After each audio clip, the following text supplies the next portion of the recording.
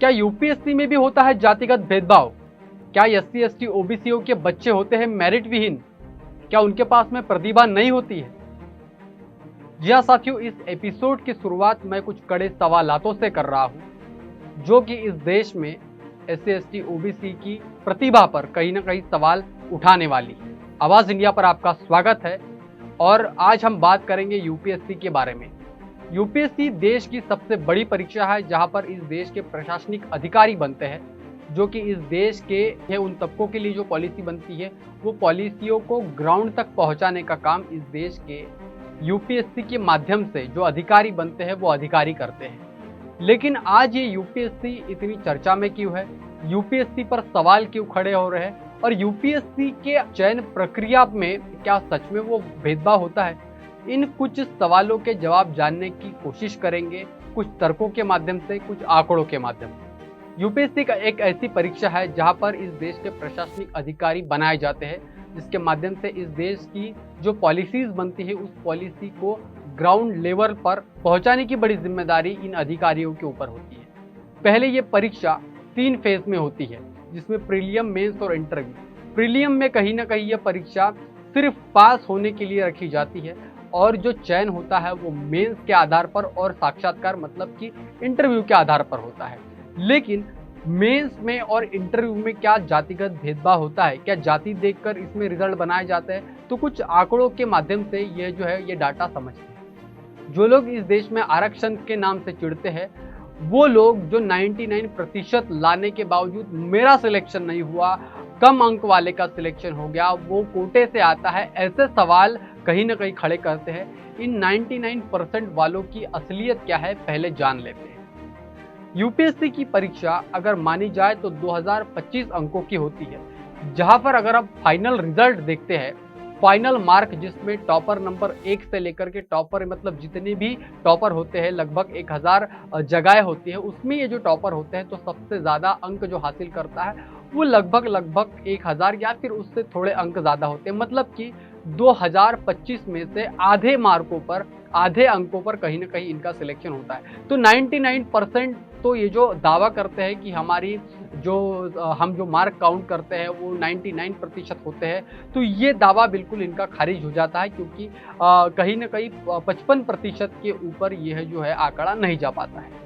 तो दूसरी बात इसमें जब अगर हम बात करते हैं तो एससी एसटी ओबीसी के बच्चों को कितने अंक होते हैं, तो अगर हम बात करते हैं कि इस देश में जो आईएएस टॉपर होता है, अगर वो जनरल कैंडिडेट है और एससी एसटी ओबीसी के बच्चों के मार्क का अंतर अगर हम पता करें तो 0 से 50 और 25 अंकों के बीच का ये जो अंतर होता है, अगर हम 50 मान लें तो 50 मार्कों का जो ये अंतर होता है ये दिखाई देता है। तो अगर कोई विद्यार्थी 51% पर सिलेक्ट हुआ है तो 49 और 50% पर मतलब 49 से 50 अंक लाने वाला भी व्यक्ति इसमें आईएएस बनता है, जिसमें महज 2% का अंतर होता है। तो 99% लाने का जो दावा है ये कहीं ना कहीं यहाँ पर खारिज हो जाता है।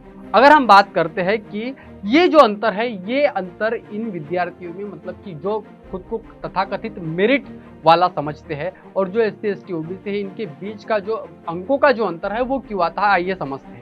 सबसे पहले तो लेवल प्लेइंग फील्ड जो होती है ये अलग होती है, क्योंकि इनके बच्चे मोटी मोटी फीस देकर बड़े बड़े प्राइवेट स्कूलों में पढ़ते हैं और जहाँ पर एससी एसटी ओबीसीओ के बच्चे सरकारी स्कूलों में पढ़ते हैं, जिला परिषद की स्कूलों में पढ़ करके जाते हैं, जहाँ पर उनको टीचर जो है वो अच्छे पढ़ाने वाले टीचर नहीं मिलते। ये बच्चे खुद कहीं ना कहीं मेहनत करते हैं और उसके बाद में वो कहीं ना कहीं आगे बढ़ने की कोशिश करते हैं। दूसरा, ये जो खुद को मेरिटधारी कहते हैं, इनको बचपन से ही ऐसी सुविधाएं मिलती है जिन सुविधाओं में पढ़कर ये अपने आप को मेरिटधारी होने का दावा करते हैं।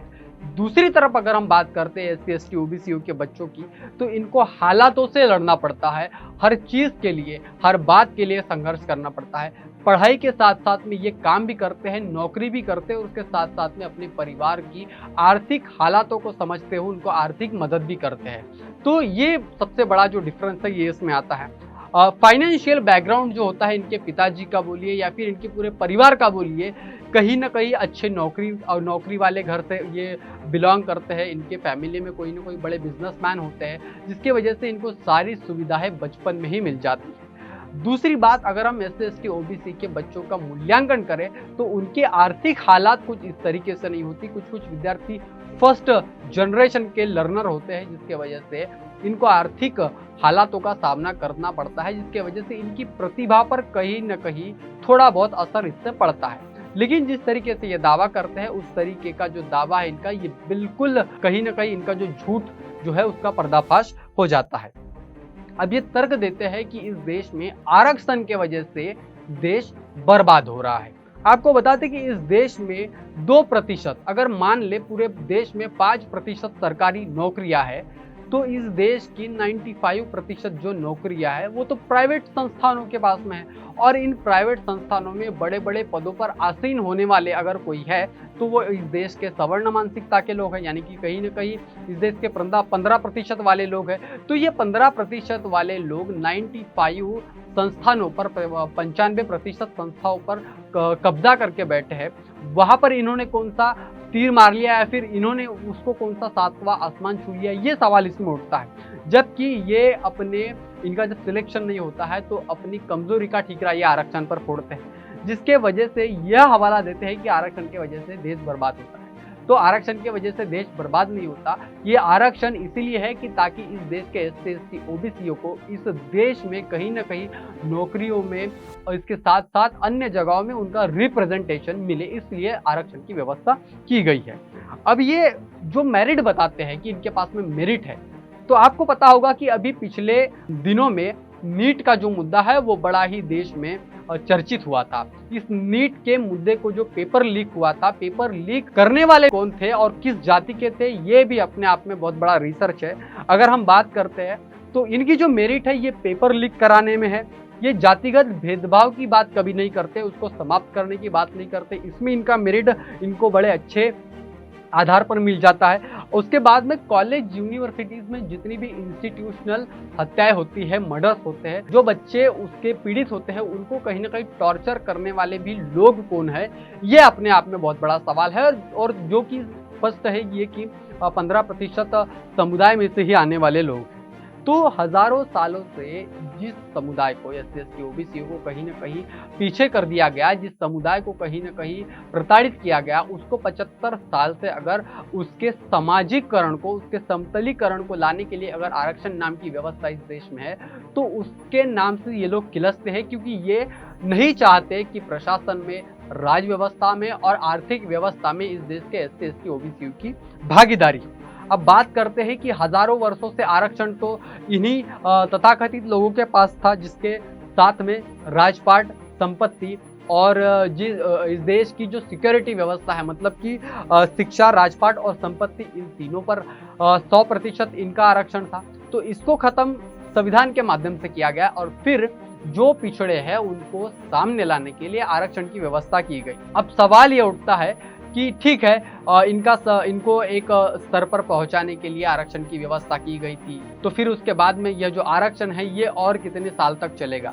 तो इसका कोई सटीक जवाब, संविधान में यह साफ तौर पर लिखा हुआ है कि जब तक इस देश के SC/ST OBC मुख्य धारा में नहीं आ जाते, आप मेरी बात को गौर कीजिएगा, इस देश के SC/ST OBC मुख्य धारा में जब तक नहीं आ जाते, तब तक यह जो आरक्षण की व्यवस्था है वो इस देश में लागू रहेगी। इस देश की बहुसंख्यक आबादी जो इस देश से कहीं न कहीं इस देश की रीढ़ की हड्डी है, जो इस देश में मेहनत मजदूरी करती है, और उनके बच्चों को जब आरक्षण के माध्यम से स्कूलों में और नौकरियों में आरक्षण मिलता है, तो जब तक कि उनका सामाजिक समतलीकरण नहीं हो जाता, जब तक कि वो अच्छी स्थिति में नहीं आ जाते, तब तक आरक्षण लागू रहेगा। जब तक इस देश में जातिवाद पूर्ण तरीके से खत्म नहीं हो जाता, तब तक इस देश से आरक्षण को समाप्त करने की जो कल्पना करना महज एक मिथ्य है, और जो मिथ्य कभी भी अतार्किक, इसको हम बोल सकते हैं, समझ सकते हैं। इस देश में राज्य सत्ता, सैन्य सत्ता और धन सत्ता, इसमें जब तक के बराबरी का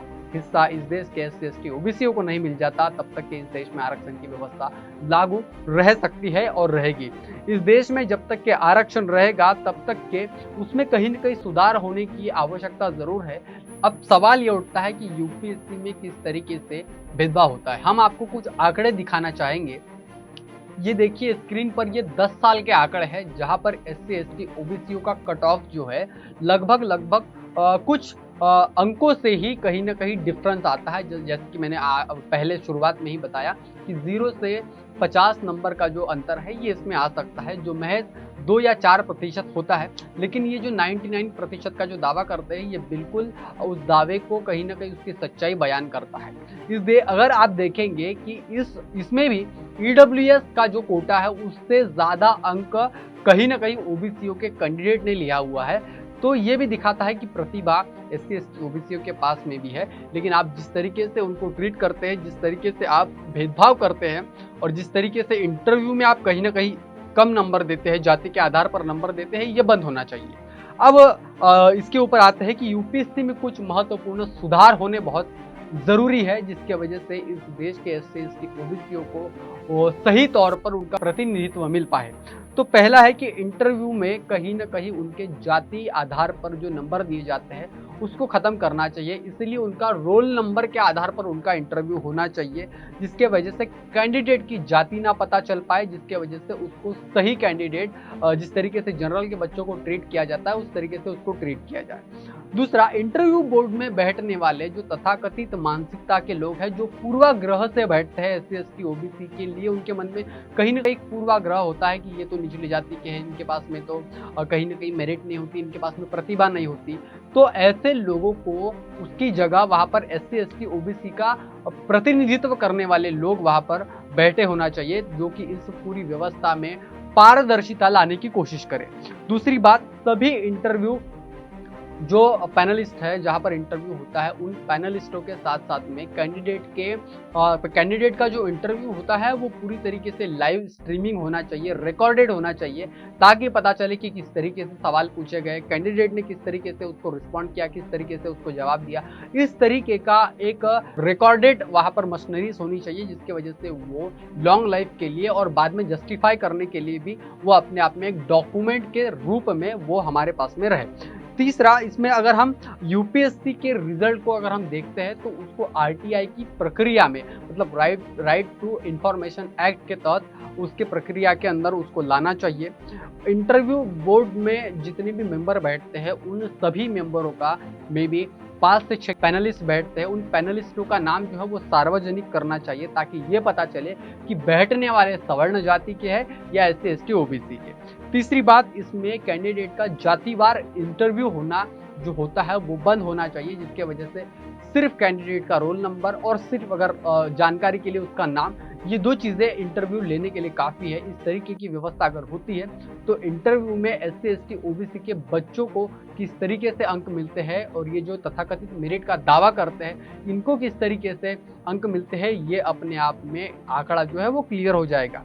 और जो कैंडिडेट एससी एसटी ओबीसी के कैंडिडेट जनरल की कट ऑफ को कहीं ना कहीं छूते हैं, टच करते हैं, तो उनको उनकी जाति से हटकर, मतलब जातिगत कट ऑफ से बाहर निकालकर जनरल की सीटों में उनको प्रवर्तित करना चाहिए। जनरल की सीटों के लिए उनको वो सीटें मिलना चाहिए, ताकि जो रिजर्व कैटेगरी में जो अन्य बच्चे हैं वो आना चाहिए। मतलब मान के चलिए कि 50 सीटें ओबीसी के लिए है, अगर ओबीसी से ज़्यादा, मतलब 50 से ज़्यादा कैंडिडेट अगर उसमें अप्लाई करते हैं और उसमें कुछ विद्यार्थी जो है जनरल के कैंडिडेट के साथ में compete करते हैं, तो उनको जनरल की जो सीटें हैं, अनरिजर्व जो सीटें हैं, वहां से सीटें मिलनी चाहिए, ताकि जो 50 जगह है उन पर कोई और कैंडिडेट को मौका मिलना चाहिए। तो इस तरीके के जो है परिवर्तन यूपीएससी के पूरी प्रक्रिया में करना चाहिए, ताकि पता चल सके कि मेंस में अच्छे अंक लाने वाले बच्चों के साथ में इंटरव्यू में किस तरीके से भेदभाव किया जाता है। और इस भेदभाव को